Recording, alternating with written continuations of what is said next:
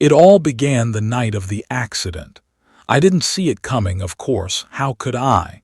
One minute I was sitting in the same corner booth we always shared at that dingy coffee shop, the one where the barista knew our orders by heart, and the world felt like it was still turning in its quiet, ordinary rhythm. The next, everything was shattered. And the worst part, I was holding the phone when it happened. He was just talking to me. Laughing even. The usual nonsense that made him him, and then there was silence. No crash, no warning, just silence, and then the voice of his brother on the other end, panicked, breathless. He's gone. Gone. The word hit like a hammer to the chest. I didn't process it at first, my brain scrambling to make sense of the words that didn't match the reality I knew. But reality wasn't waiting for me to catch up. His name was Elias, my best friend, the one I'd known since childhood, who'd grown up next door, whose family I had lived with during summers. We'd been inseparable, two halves of a whole that never quite fit into the world outside our bubble.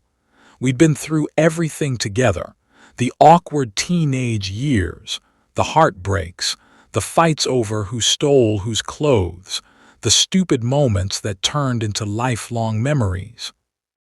It was always Elias and me against the world, or so I thought. I never saw it coming, the way he could slip into my heart unnoticed. It wasn't something I could name back then. He was my best friend, my brother, the one person who understood me better than anyone. But what the hell was I supposed to feel when his brother was telling me that he was dead? I dropped the phone. The words floated in the air like an impossible dream. How could they have been true? Elias had been alive minutes before, laughing about some inside joke, the same inside joke that no one but the two of us would ever get. And yet he was gone, just like that. The shock pulled me out of time, forcing me into a place where my own emotions felt foreign to me. I was numb, yet somehow filled with an overwhelming tide of grief that didn't make sense. He wasn't just my best friend, he was my constant. He was the one who held my secrets, my fears, my dreams. And now, he was gone. The room, the world around me, began to spin as if someone had yanked it out of orbit, leaving me floating in a void of uncertainty. The weight of everything we had shared pressed on me. I couldn't grasp it, couldn't hold it. Not yet. And then, the twist. Before the funeral, before the long, dragging days of grief, I found something I shouldn't have, a letter. A letter that, when I read it, didn't feel like Elias at all. It was as if the words were written by someone else entirely. "I love you," it began. Simple, stark, and heart-wrenching in its clarity. "I always have." I stared at those words for what felt like hours, and then, without warning, it hit me. This wasn't just grief I was feeling. This was something else, something deeper. It wasn't just the loss of my best friend. It was the loss of a part of me that I hadn't known was there, buried so deep in my own heart that even I hadn't realized it. The truth hit harder than any accident could have. My best friend, my brother, had been my one true love all along, and I had never seen it coming. The letter shattered everything I thought I knew about Elias and about myself. At first, I thought it was a mistake, a fluke. Maybe someone had written it for him in some kind of weird, twisted tribute to their friendship, or perhaps it had been meant for someone else entirely. But as I stood there, holding the crumpled paper in my hands, it became clear that it wasn't a mistake at all. It wasn't just some misplaced declaration of affection. It was a confession. A confession from the person I'd shared every corner of my world with. And the truth it carried was so overwhelming that I didn't know how to breathe for a moment. Was this what he had felt all these years? Had he always been waiting for me to notice, to feel what he felt? Or worse, Had he known all along that I could never love him the way he wanted me to, and had simply kept it locked away in silence, waiting for a time when it would never matter? I knew Elias like the back of my hand. We were like two sides of the same coin, so in sync with each other that we could finish each other's sentences. And yet, all those years, I'd never seen it. I had never seen the longing in his eyes, the quiet moments where he lingered just a little too long before pulling away. I had never thought about what it meant for him to watch me date other people, or for him to comfort me through heartaches, never realizing that he was nursing wounds of his own. The thought made my chest ache with something I couldn't name: regret, guilt, sorrow. He had been there for me always, but I hadn't been there for him, not in the way he needed. And now, in the silence left by his absence, I realized just how much I had taken for granted. My best friend was also the person who had been there, patiently and quietly, waiting for a love that never came. When I went to the funeral, everything felt wrong. The people who gathered, the condolences, the expected rituals, they all felt hollow. How could they possibly understand the complexity of who Elias was to me? How could they know that the person lying there, cold and still, had been more than just my best friend? He had been my mirror, my anchor, the one who knew the parts of me that even I didn't. I couldn't speak. I couldn't find the words to explain what this loss meant, and so I kept quiet, letting the grief settle over me like a blanket that was too heavy to remove. But all the while, the letter burned a hole in my pocket, the words searing into my soul. I didn't know what to do with them, with him, with the love I'd never realized was there until it was too late. As I stood there at the funeral, looking down at the face that I had known for so long but never truly seen, something shifted in me. For the first time in my life, I felt the sharp edge of regret. It wasn't just about the fact that I hadn't known Elias had loved me. It was the crushing realization that I had never allowed myself to feel it either. I had dismissed it, pushed it away, convinced myself that our bond was just a friendship, a deep, unbreakable friendship, but nothing more. But it was more, so much more. And now Elias was gone, and I couldn't undo the years of misunderstanding. It wasn't until much later, when I found myself alone, running my fingers over the letter again, that I realized the depth of what I had lost. The words, "I love you," were not just an admission of his feelings, but a cry for something I had never given him, the chance to be seen for who he truly was. And in that moment, I understood something that had been hiding in the shadows all along. It wasn't just that Elias had been my best friend. It was that he had been the one person who saw me, truly saw me, for who I was, flaws, confusion, and all. And somewhere along the way, I had become the one person who could have loved him the same way. But now, there was nothing left but the echoes of his love, and I was left to wonder, had it always been there, waiting for me to notice? Or had I been the one to miss the signs all along? Days bled into weeks after the funeral, but the heaviness of the loss never lifted. I kept replaying those words from the letter in my mind, over and over, each time feeling more like a cruel joke that the universe had played on both of us. How had I never seen it? How had I been so blind? I tried to push it away, to distract myself, but no matter what I did, the ache was always there, deep in my chest, gnawing at me like an unanswered question. I began to see Elias everywhere, in every corner of the room we'd shared, in the songs we'd once listened to, in the way the sunlight slanted across the old sidewalk we used to walk together. He was there in everything, and it became harder and harder to escape the truth that lingered like an invisible thread, pulling me closer to something I hadn't known I needed until it was gone. It was during a late night, several weeks after the funeral, that I stumbled upon another piece of him, a photo album he'd kept hidden away, one I hadn't known existed. It wasn't like the usual ones we'd taken together over the years, the carefree snaps of our childhood or the goofy pictures from family vacations. No, this was different. This was a collection of candid moments, shots of me from every angle, every smile, every moment of laughter, every time I'd looked the other way. And beneath each photo in his unmistakable handwriting were captions, short but telling. If only you knew, always with me, and most haunting of all, one day I'll tell you. My stomach dropped as I turned the pages, each one revealing a deeper layer of Elias's love for me, one I had never recognized until now.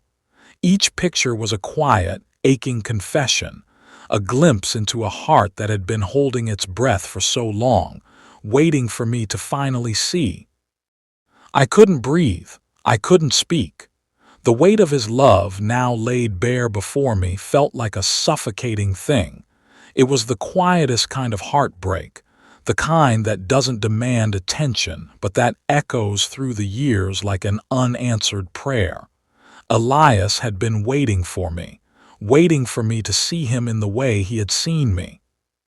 But instead, I had been blind to it, too busy with my own life, my own distractions, to ever truly notice what was in front of me. The realization hit me harder than anything I'd felt before. I had always known that our bond was different from anything I had with anyone else, but I had thought of it as brotherly love, pure, platonic, and simple. I had never considered that maybe I felt something deeper, something I had kept buried under the guise of friendship. That night, I couldn't sleep. I sat there, surrounded by photos, overwhelmed by the truth of what Elias had kept from me for so long. It wasn't just that he had loved me. It was the fact that I had never allowed myself to love him back in the way he deserved. I had never given him the chance to be more than just my best friend. The more I thought about it, the more I realized how much of my own feelings I had buried beneath the surface, how much I had pushed away in fear of confronting something that I couldn't name or understand. I had loved him too, but I had never let myself acknowledge it, never let myself explore it. And now it was too late. But as I stared at the final photo in the album, a picture of the two of us sitting on the roof of his house, laughing under the stars, I felt something stir within me, a deep, aching connection that went beyond guilt, beyond regret. The truth wasn't just that Elias had loved me, it was that I had loved him too. And maybe, just maybe, if I had let myself be honest with myself, I would have known it all along. But now, all I had were these memories, these photographs, and the echo of a love that had slipped through my fingers. I couldn't change what had happened, but I could no longer deny the depth of the connection we had shared. The love that had always been there, silent, patient, waiting, had always been the one I'd needed to find. And in the end, it was the most heartbreaking truth of all, that I had never truly let myself love him until he was gone. The days that followed were strange. A hollow silence settled over everything I did, and no matter how hard I tried to distract myself, it was like I was always walking through a fog. Elias was everywhere. Every street corner we used to walk down, every familiar place that had once felt so alive with his presence, now felt like a ghost of what it had been. It was maddening, this constant feeling that I had lost something so irreplaceable, something I could never reclaim. The weight of his absence crushed me every time I thought of him, and yet there was an odd sense of solace in the memories, the photos, the letters, the places we'd been. It was as if his spirit was living on in the things we had shared, like he was quietly waiting for me to catch up, to make sense of it all. But how could I? How could I reconcile this new truth with everything I thought I knew about myself? It wasn't long before I started to question everything. Was I wrong to feel this way? Had I betrayed him by not seeing it sooner? And what about the world around me?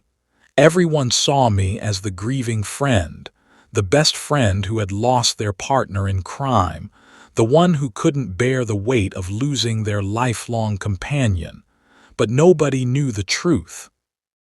Nobody knew that I wasn't just grieving the loss of a best friend. I was grieving the loss of the one person I had truly loved in a way I couldn't express. The worst part was that I hadn't even told him.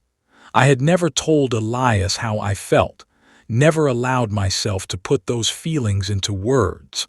I had lived in denial for so long, pushing them down, convincing myself that we were better off as we were, best friends, nothing more.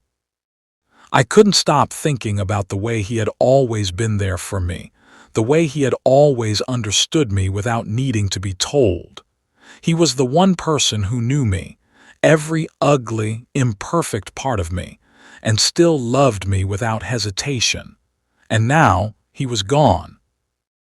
His absence felt like a black hole in my heart, and the realization of how much I had taken that connection for granted made the pain almost unbearable.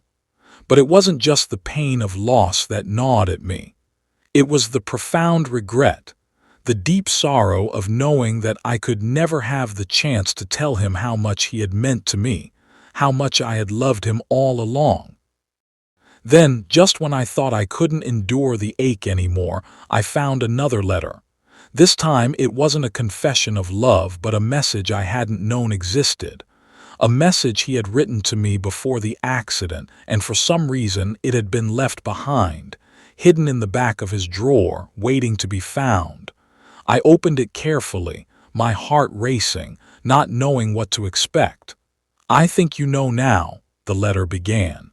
"I think you finally see what I couldn't say.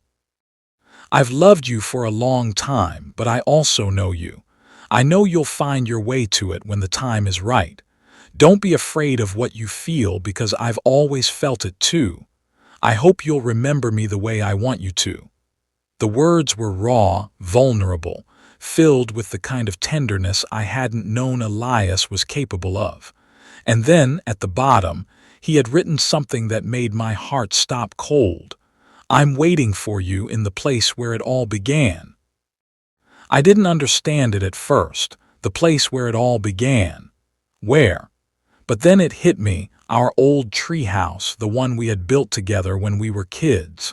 The place where we had spent so many nights talking about our futures, dreaming about the things we would do, where we'd both been completely ourselves, untouched by the world's expectations. It had always been a sanctuary for us, a place where the world couldn't touch us, where our bond had been unbreakable. And suddenly, the idea that he had left me this message as if he were still here, waiting for me to finally see it, that he had always been waiting for me to come to terms with my own feelings, to face the love I'd been denying. It was too much to bear. And yet it was the one thing that gave me hope that maybe, just maybe, this wasn't the end. That the love we had shared wasn't gone, but was simply waiting for me to find it in a new way. The question now was, could I finally face what I'd been running from all this time? Would I be able to confront the love I had never allowed myself to acknowledge, and honor it in the way Elias had always deserved? I made the decision without fully understanding what it meant. Maybe it was desperation, or maybe it was the aching need to find some sort of resolution, something to hold onto in the midst of this endless grief. But when I stood in front of that old treehouse, the one we had built together so many years ago, I felt a strange peace settle over me. The years of laughter, the long nights we spent there, lying side by side, talking about everything and nothing at all, came rushing back. It was as if Elias had never truly left. The treehouse, weathered by time, still stood strong, holding our memories within its walls. I had avoided this place for so long, convinced that facing it would only bring more pain. But now, standing there, I realized it wasn't just about confronting the past. It was about accepting it. It was about understanding the depth of what I had lost, yes, but also realizing the depth of what I had never allowed myself to feel. I climbed up, the familiar steps creaking under my weight, and found the old bench where we used to sit. The air was thick with the smell of wood and earth, and for a moment it felt as though nothing had changed. But as I sat there, I felt Elias's presence, his quiet laughter, his warmth, the way he used to smile as he looked at me, as if he were waiting for me to see him in the way he had always seen me. And then I pulled out the letter he had left behind. I read it again, each word heavier than the last. "I hope you'll remember me the way I want you to." The pain in those words was suffocating, but it was also a call, a plea for me to finally embrace what we had, what we could have had. To stop running from the love that had always been there, buried deep in my heart, only waiting for me to acknowledge it. It was in that moment that I understood. The love between Elias and me had never been just about friendship. It had never been confined to the borders I had so carefully placed around it. It was deeper. It was the kind of love that exists quietly in the spaces where words fail, where actions fall short. It had always been there, and even though Elias was gone, it didn't disappear. In fact, in a way, it felt more present now than it ever had been. There was something powerful about acknowledging it, about allowing myself to feel the full force of it, even in his absence. I had spent so long running from this truth, terrified that accepting it meant betraying him or betraying myself. But now I saw it, and it was beautiful. I closed my eyes, letting the stillness of the night wash over me. The stars above seemed to shine a little brighter, the air a little warmer. I could feel Elias there in the silence, as if he had been waiting for me to catch up. And maybe he had. Maybe this was the last gift he had given me, the freedom to love without fear, to embrace something that had always been true but hidden from both of us. As I sat there, alone in the place where it all began, I whispered into the night, "I love you too." The words felt heavy, like they had been buried deep within me for too long, and yet somehow they felt like the most honest thing I had ever said. It wasn't enough, not by a long shot. But it was a start, and maybe, just maybe, Elias had been right all along. Love didn't end just because someone was gone. It lingered in the places we shared, in the memories we created, in the hearts we touched. I had spent so long denying it, but now, finally, I could see it. And in that quiet moment, in the shadow of the treehouse where we had once dreamed together, I realized that love, true love, never really leaves us. It waits, even when we don't know it, even when we can't see it. It waits in the places we never expect to find it, until we're ready. And maybe that was the most unexpected twist of all, that the love I had spent a lifetime denying was the very thing I had always needed to find.